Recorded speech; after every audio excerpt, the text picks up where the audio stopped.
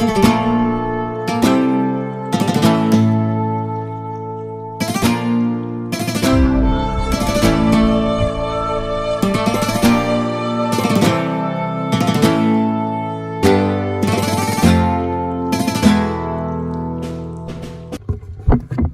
were supposed to do a photo shoot early this morning. It didn't work out. And it's funny because just as I set this shot up, I started to feel rain on my back.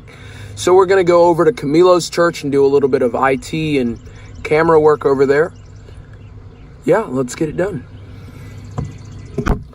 This setup right here reminds me a lot of that scene in Men in Black when Jay and Kay open up a locker and there's a bunch of little aliens inside. I don't know why I thought of that.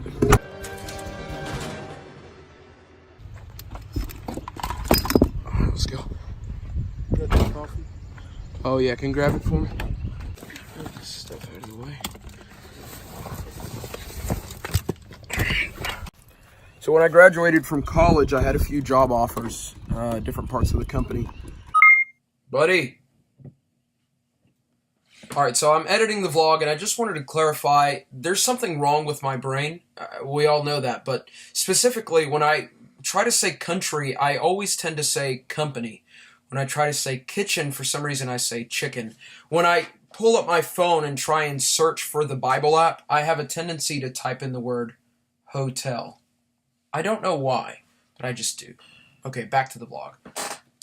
And I never imagined that I'd be able to get to live close to home, you know, and even work for a church that I grew up knowing the people in it and being associated with it in many different ways. But it's crazy because that building right there is where I used to preach when I was about 14 years old. There's a sanctuary. That's where I passed out while I was translating a sermon. High school graduation party took place. I mean, this place is home. That fence right there has been shattered about 3 times from drunk drivers or drivers asleep at the wheel. The fence will shoot everywhere over here. And we actually had a guy crash into a storage building that used to be right there before. Unlike the church that I work for, my dad's church is a lot smaller, and so it's a very home, family kind of feeling when you walk in here. And they're getting ready for this weekend as they celebrate Easter and Passover down in here. Now, this room used to look a lot different from what it looks like now. It hasn't been erased. If you look closely here, this is like a sermon illustration that I used. I can't even remember what it was anymore. But this is the room when I was 13 years old where I foolishly thought that I could teach the class better than the Sunday school teacher because I was a little bratty preacher's kid. And my punishment my dad had given me is he said, here's the Sunday school curriculum book. You teach the class. And over the next few weeks, he would sit in there and he would critique my lesson teaching. There were probably 2-3 kids. And over time, I asked him if I could develop my own sermons, which at that time were really just Philippians 4:13 and like John 3:16. But over time, God began to bless that preaching ministry and the group began to grow. We took another campus in Asheville, North Carolina. And over a pretty quick amount of time, we had anywhere from like 50, I think at one point we had like 80 kids, which is pretty incredible. And then I went off to college. This is the sound room. This is Camilo's kingdom. You may not touch anything in this room. You may not even look at it without his permission, right? I was standing right about here. I'm translating for my dad, and I missed a sentence. Then I missed another sentence. And then he quickly realized that something's wrong with me. Before you knew it, I hit the drum case that's now in that room. I hit the microphone, I hit the stand, and I fell to the ground. My eyes rolled back rather than rolling forward. And then the people from the church came up here and slapped me conscious, like legitimately.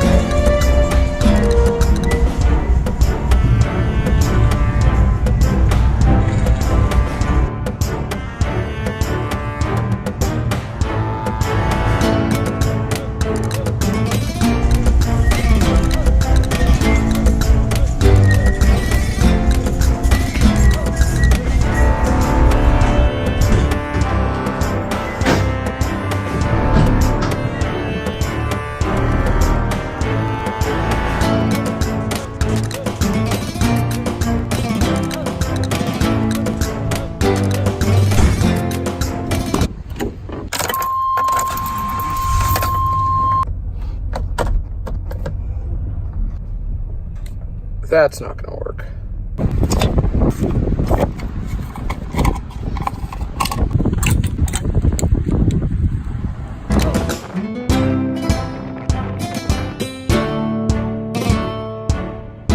I think this thing's been open for like 2 days. Like legit. Uno. Did you get an Uno game, David? Eso fue paso otra vez. ¿Ya? 12 de la tarde, a las 12 de la tarde dice que se oscureció el día, ¿sí? De 12 a 3, ¿sí? O sea, ya en este momento en Israel, Yeshua está en la tumba, en este momento. Even if you can't understand Spanish, pretty much that room right there is our theological debate hall. The week did Jesus die? He died, I don't know. He died on 14th of Nisan. Which is what?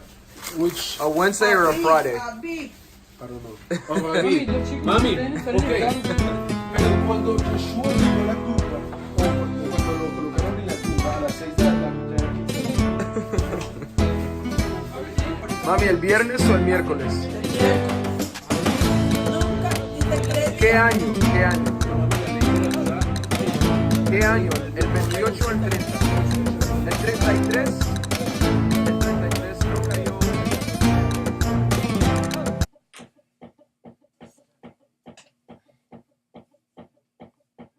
All right, everybody. Well,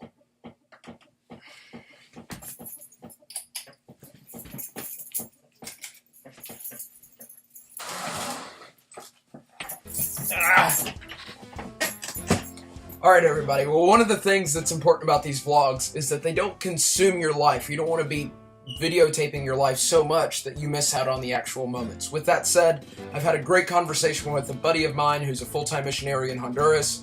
Didn't vlog that, and tonight I'll be going out to a local concert with a great musician and a couple of friends. And so I won't be vlogging that. I thought about vlogging a little bit of it and ending the vlog there.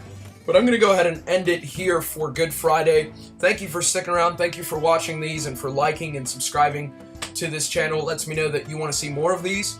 And I guess I'll keep going as long as something interesting is happening in my life. Stay tuned for just a short message that I recorded earlier about what today means to me and hopefully to you as well. We'll see you later. The Bible teaches us that Abraham was placed into a deep sleep, that darkness covered the land. Later in chapter 22, the Bible says that Abraham had been walking with Isaac and his 2 servants for 3 days. He looked up and he saw a mountain. And therein is the story of Abraham and Isaac. All over the Old Testament, the Bible is speaking about this glorious day when darkness fills the land and Christ says his last words on the cross. He dies and rises again 3 days later. That's what we celebrate today on Good Friday. With storms and rain just like this one, we remember the gloominess and the horrible aspect of the cross. But we look forward to a day. We look forward to a day such as Sunday. By the way, did you know that the word excruciating is literally a Latin word that was created to describe the cross? Excruciating. Because there was no word to describe what Jesus went through for you and for me. And so today on Good Friday, that's what we celebrate. We celebrate the fact that God has been working from the beginning of time today for his people, Israel, and those who believe by faith that they might come into this covenant which only he can fulfill.